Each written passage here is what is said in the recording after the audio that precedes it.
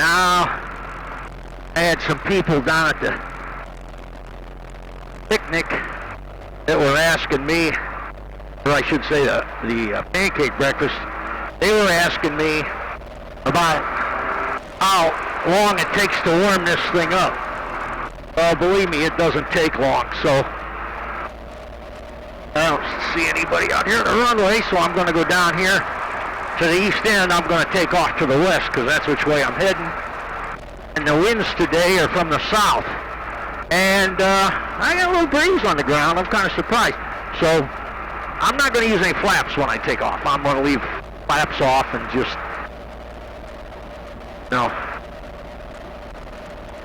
So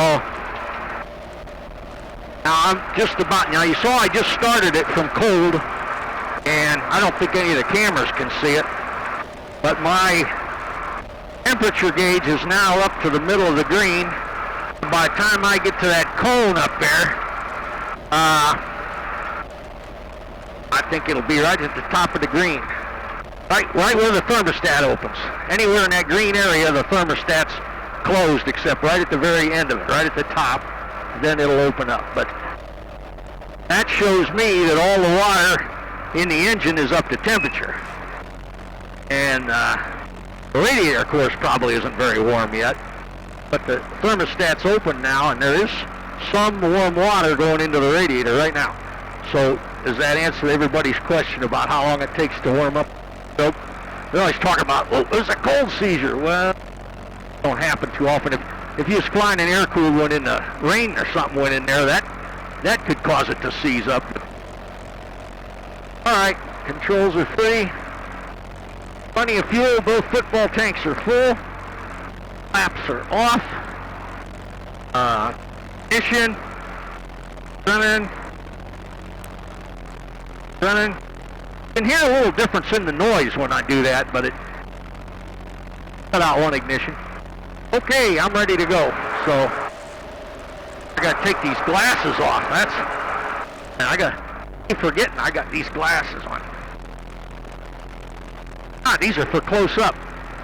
Got my eyes worked on, and I got to wear these little readers to see. All right, I'm going. Let's see what kind of RPM we get today. Oh, it's going about 6,500. See, we don't have the humidity we had yesterday, so that's good. Now I just pull back and we're flying. Didn't use any flaps, and I kind of watched that RPM. And if it was to start dropping off right now, I'd probably try to circle around, go over those trees, and then that field on that side, going over Paul's house, honk a horn at him. No gyrocopter. He's working today. He's making rubber parts and working to the hospital. Okay. So throttle back to, let's see, there's about 6,200. That's good for a climb. I do want to climb because I'm looking at a field way out there, which from here, of course, I couldn't glide that far, but I could glide to these ones over here. And some of them look pretty good. Some of them don't have corn in them. That's always good not to find corn. You definitely, that's your last choice is corn. You don't want to go into corn. It's really a bad idea.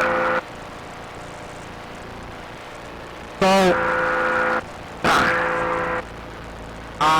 actually going kind of downwind now. Got winds are out of the south, which is this direction, and I'm heading northwest.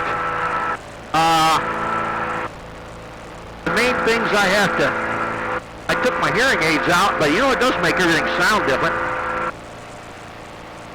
Pull my headset open and everything sounds okay. So that's takeoff anyway. There's a Goodyear air dock over there, which I don't know if people can see that or not. I think I showed them that before, but I always do because I'm impressed with that building over there. And now I'm going to head this way. I'm at 5,500 RPM, which when you don't have hearing aids in is quite quiet. It's amazing. Now let's see, what else was I going to do? I guess you saw the takeoff, but I'll tell you what I'm doing. Today I'm heading northwest, and I'm going to a place called Wakeman, Ohio. I think they changed to the airport name to Ortman. I believe it's Ortman Airport. And the comm frequency is 122.8. But that's about all the information I got out of my GPS, because I just use this little camping one, and it doesn't have, a place to put runway numbers and things like that. But I know what I want to do up there. Sometimes I don't even land on the runway. They got one that goes east and west, a little grass strip. Sometimes I use that.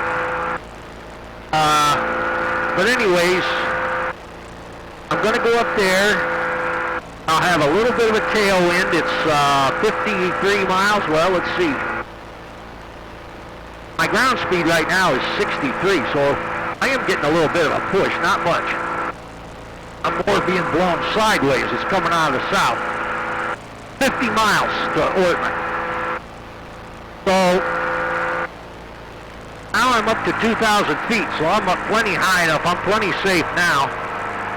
And I'm over top of Firestone Country Club's what this is down here. Now where they put the golf things on TV. Usually get that from a blimp that comes out of Wingfoot Lake Hangar over there, and they got a blimp that flies around over here, has TV cameras in it or something. We're not supposed to fly underneath that blimp or something when it's over here, so we stay away when they're having their golf tournament. Let's see, what else was I going to tell you?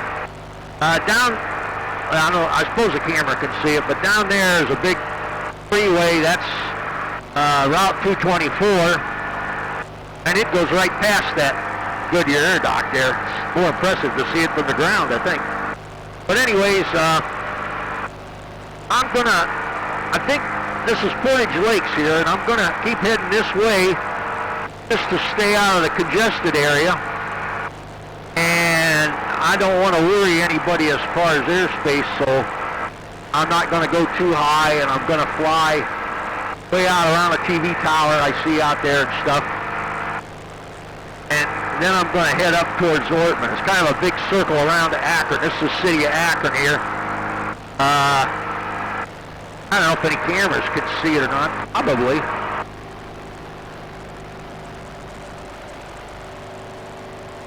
Okay. There's the city of Akron right there, straight ahead. You can see it. And I'm basically following this 224, there's, soccer field. There's fields where I can land. I'm always looking for that if I should have a problem. So, I don't think I have to use the outside camera anymore. So, I'm going to try using my little remote thing and see if I can't shut it off. There's one button on there that I push to shut it off. We'll see if it works. I don't know if I have to aim it at it or not, but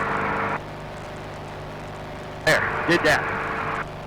So theoretically that camera isn't working, so I'm not, it's on standby. It uses a little battery power just to listen for this trigger, but the camera is not running right now.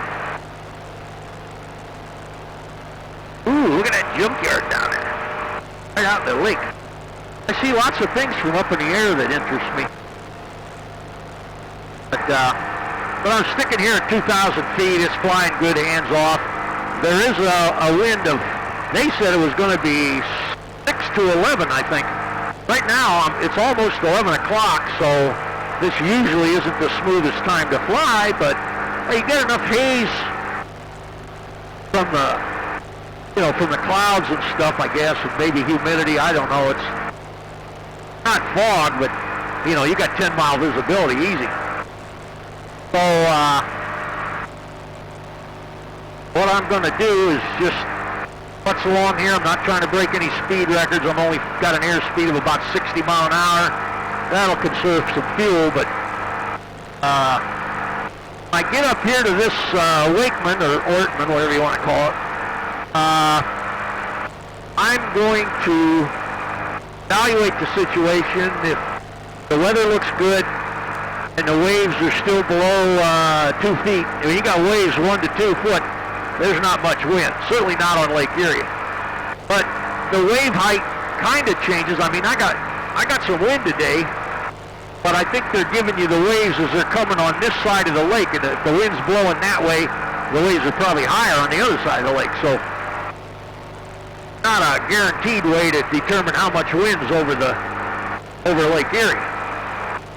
But my plan was to take off and fly out past Cedar Point and out to Putin Bay, which is an island. I think they call it South Vast Island. It's out in Lake Erie. But I usually go straight there from Wakeman. I just kind of close to the coastline. I kind of like that because I'm not too far away from land. If I did have a problem or I have to go to the bathroom or something, I probably could do it pretty easy. But actually, there's a way to fly out to this island, and I think you could do it and not go over more than about 6 or 7 miles of water. And anyhow, that's the way I'm going, though. I'll be flying probably about 20 minutes or so over water. And I know everybody's saying these 2-cycle engines are terrible and all that, but I really haven't had much problem with this thing. It's a very good engine, and I've had it all apart. That's the thing you got to do. You got to take it apart, make sure it's running right, that there's nothing seizing up in there. And they're not high compression engines. They don't need avgas in it. In fact, I very much like to run it without avgas, because avgas makes a lot more carbon. It kind of combines with the 2-cycle oil, and it'll give you carbon buildup real fast in there, and I don't want the avgas. But it does have an advantage. You put avgas in there, and that'll sweeten up old gasoline. Old gasoline gets really good. It'll start up and run good if there's just, maybe a quart of avgas mixed with the car gas. It just, if I had some left over from last year, boy, you put a little bit of avgas, mix that up with some oil, boy, it'll run good on that. And also, if you put avgas in, I'll tell you something else that a lot of people might not know. It makes your EGTs run much lower. You'll see it run a whole lot lower EGTs with the avgas. But anyways, I'm about 1,900 feet now. I was at 2,000. I must not be paying attention. I can't really walk and chew gum anymore at the same time, so this stuff gives me problems. I don't know what this lake is here. Maybe that's Summit Lake or something. I've heard of that. I don't go out this much yet. Anyways, not much I go out. So, let's see, what was I saying? I was talking about the gas. Well, I use 87 octane regular fuel. I don't worry about the alcohol. I haven't seen any problems with alcohol, but it can mess up like a plastic gas tank, like these football tanks.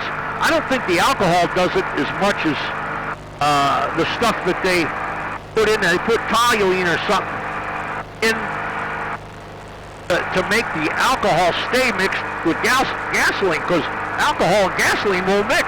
And I always wondered, why is that it does that? All this toluene they put in there. Well, that's the stuff they put in all airplane glue. I don't think that'd be good for any kind of plastic. So, right now it's saying I got 42 miles, and that's how far I got to go. Well, I'm getting closer. But my ground speed's 60 and my airspeed's 60. So I'm kind of flying across wind right now, really. I thought the wind was going to be from the south, but it's not from the southeast. It's more or less coming right out of the south, I'd say.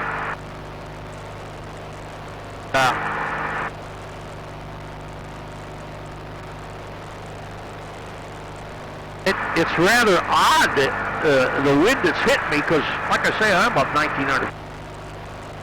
I think I'm flying straight in a straight line, but sometimes I'm being pushed sideways, and my A little GPS needle keeps rotating even though I don't think I'm changing my heading at all. You know, the nose is still pink the same, but it's telling me I gotta go, just going nuts this thing. What's doing that? I am flying over a TV tower. Maybe that's messing it up. I don't know. But it says it's 41 miles, and it's that way, so that's where I'm going. I hope it's right. I hope it's right. If it isn't right, I'm going to get lost. I'll have to get my cell phone out and use the GPS in that. And you can't see the GPS in your cell phone with a hoot in the sunlight. You got to cover it up. Got to wear my hat today. Oh well. Cameras can probably see more. And let's see, for those people that are wondering about why I don't wear better shoes. Well, that's flying off a grass field and they get muddy and wet every time I fly down there, so. And these are really comfortable. I've been doing a lot of walking in these. So I just keep using them. I got some new shoes, but I don't wear them, so.